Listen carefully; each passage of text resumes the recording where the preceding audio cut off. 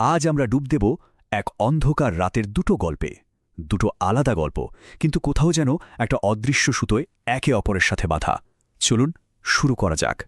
গল্পটা শুরুই হচ্ছে এই অদ্ভুত রহস্যময় কথাটা দিয়ে। এটা যেন কোনো অশুভ সত্তার আগমনী বার্তা, যা এক মর্মান্তিক পরিণতির দিকেই ইশারা করছে।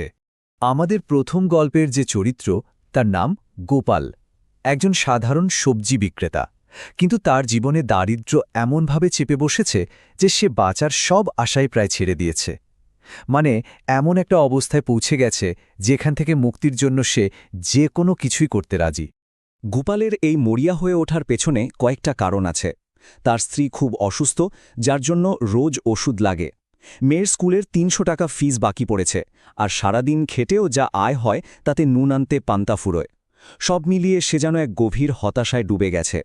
আর এই চরম হতাশা থেকেই তার মনে জন্মায় এক ভয়ঙ্কর চিন্তা। এই একটা কথাই তার জীবনের মোড় ঘুরিয়ে দেয়। সে এমন এক পথে পা বাড়ায় যেখান থেকে ফিরে আসা প্রায় অসম্ভব। বলা যেতে পারে এখান থেকেই তার গল্পের অতি প্রাকৃত অধ্যায়টা শুরু হয়। আর ঠিক তখনই গোপালের সামনে এসে দাঁড়ায় এক অদ্ভুত, অশুভ চেহারার একজন।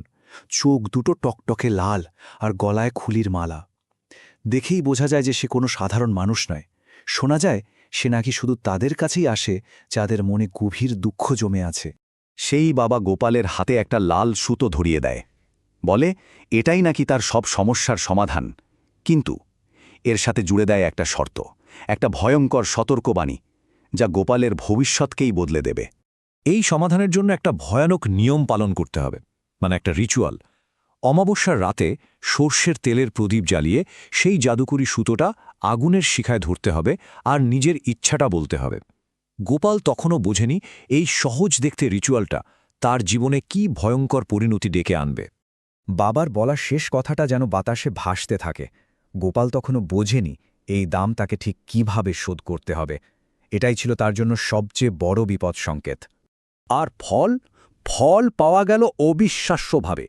ঠিক পরের দিনই গোপালের আয় হল ১৫০০ টাকা। তার জীবনের সব টাকার কষ্ট যেন এক ঝটকায় উধাও হয়ে গেল।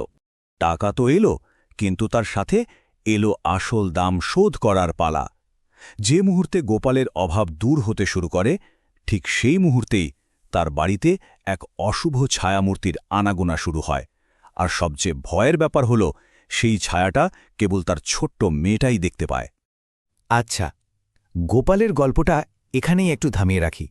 এবার চলুন যাওয়া যাক দ্বিতীয় গল্পে। এখানকার প্রধান চরিত্র রমেশ একজন নাইট শিফট সিকিউরিটি গার্ড। তার ডিউটি পড়েছে দ্বারকা সেক্টর ৯ মেট্রো স্টেশনে, যেখানে এক বন্ধ প্ল্যাটফর্মে রোজ রাতে একটা রহস্যময় ট্রেন এসে দাঁড়ায়। প্রশ্নটা খুবই সোজা, কিন্তু উত্তরটা ততটাই জটিল। একটা স্টেশন যেটা বছরের পর বছর ধরে তালাবন্ধ, সেখানে রোজ রাত ২:৪৭ একটা ট্রেন আসে কোত্থেকে?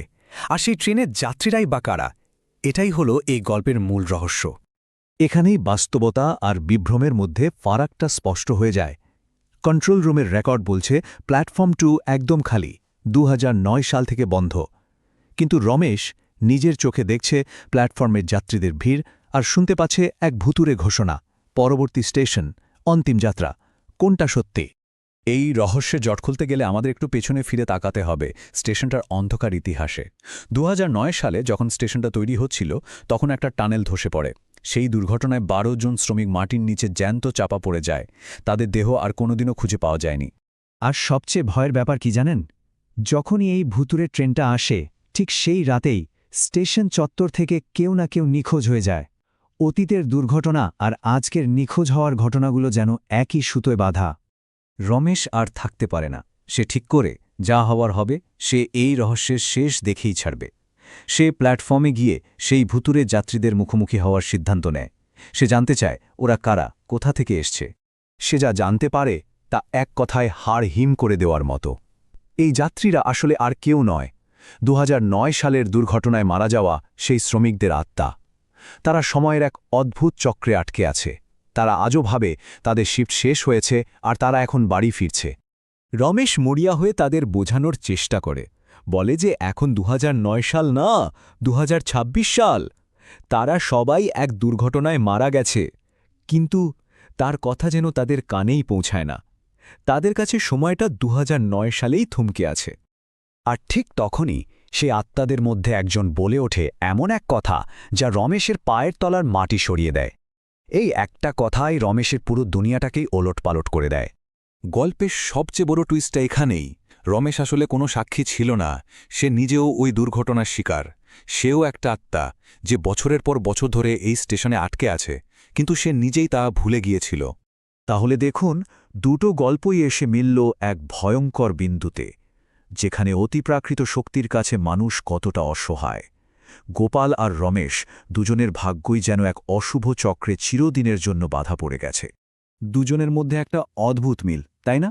একদিকে গোপাল, যে এক অশুভ শক্তির কাছে ঋণী হয়ে পড়েছে, আর অন্যদিকে রমেশ, যে সময়ের এক অদ্ভুত চক্রে আটকে গেছে। দুজনেই এক ভয়ঙ্কর ফাঁদে পড়েছে, যেখান থেকে মুক্তির কোনো রাস্তা নেই। গল্পটা কিন্তু এখানেই শেষ হচ্ছে না। রমেশকে নিয়ে ভুতুরে ট্রেনের যাত্রীর সংখ্যা এখন হয়েছে 13, আর তার জায়গায় ডিউটিতে এসেছে এক নতুন গার্ড, কমলেশ, যে এখন প্ল্যাটফর্মে দাঁড়ানো গার্ডের ইউনিফর্ম পরা রমেশকে দেখতে পাচ্ছে। একটা মরিয়া সওদা আর সময়ের এক নিষ্ঠুর খেলা। দুটো গল্পই আমাদের একটা ভয়ঙ্কর প্রশ্নের সামনে দাঁড় করিয়ে দেয়। এই আতঙ্কের চক্র তো চলতেই থাকবে, কিন্তু এরপর কার পালা?